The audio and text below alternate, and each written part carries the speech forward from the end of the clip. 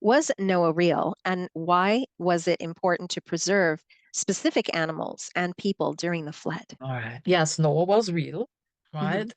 And what you may find moving forward upon your planet, that, the waters and the planet is shifting, you might find more arcs being built. It will be easier with your technology these days, right? And you have to understand that Noah took what was there, right? He took what was there. He couldn't take, where he was living, he couldn't take something from around the world Right. unless God had managed to bring a set.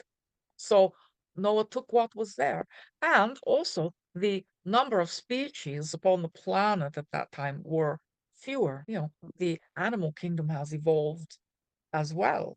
Yes. So, so Noah took what was there. Noah took what God told him to take. Hmm. Noah was a good listener, Mm. trusted his intuition, and listened to the voice of God. Hmm. Saved his family, saved the animals. Yeah. Noah was a hero, right? Mm. Yeah. What would have happened if he hadn't have listened? Is there a reality of that?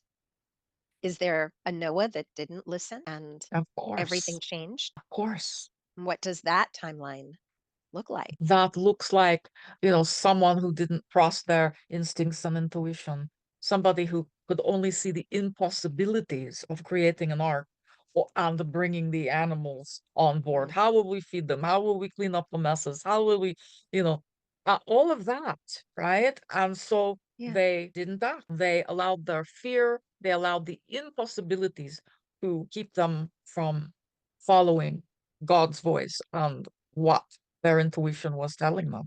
Mhm. And so the earth was flooded, and God just started over in a different way. Because really, Wow. that's what happened. Noah created let's call it a shortcut for God to start over again, to repopulate the earth. God would have repopulated it anyway, it would have just looked differently. Mhm. Mhm.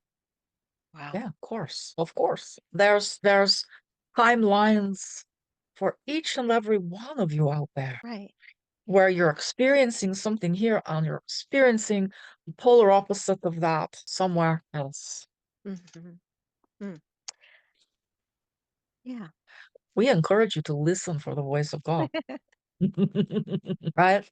Yeah. Listen to that inner voice, that knowing, so that the whole planet does not have to be destroyed.